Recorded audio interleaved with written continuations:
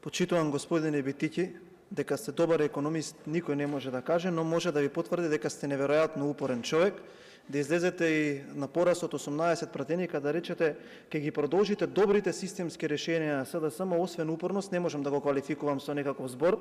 Веројатно сте нежен на навреди, па ако потребам некаков посериозен збор кој што го квалификува тоа, ќе се наутите. Не знам што е системско решение, дали е рекордната инфлација која што беше највисока од постоењето на државата, може би системско решение. Или поскапувањето на електричната енергија за целиот мандат од 100% е системско решение. Дали е можеби потрошувачката кошничка од 1000 евра системско решение? Или оној јавен долг кој што го зголемивте за 100%, над 4,7 милиарди се задолживте, шајка не заковавте, можеби тоа е системско решение. Или реализиран дефицит од 90% во 6 месеца проектиран за цела година е системско решение. И затоа што видите, ајде оставете го тоа биднало, зборете за сега како ќе ја направите Македонија горда, со задоволство, господине Битики, ќе ви кажам како тоа што е напишано ќе се реализира.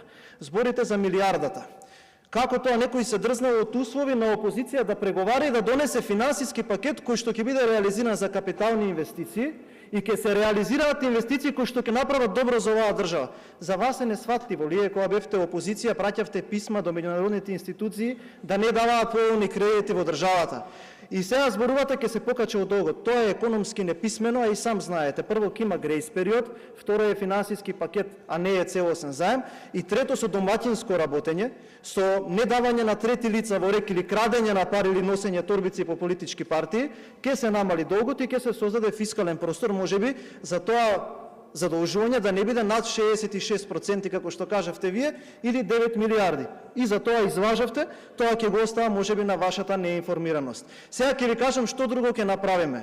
Ќе ги намалиме даноците, ќе ги покачиме пензиите, ќе отвориме 55.000 нови работни места со 150 милиони евра директна субвенција на пазарот на трудот, господине Битики.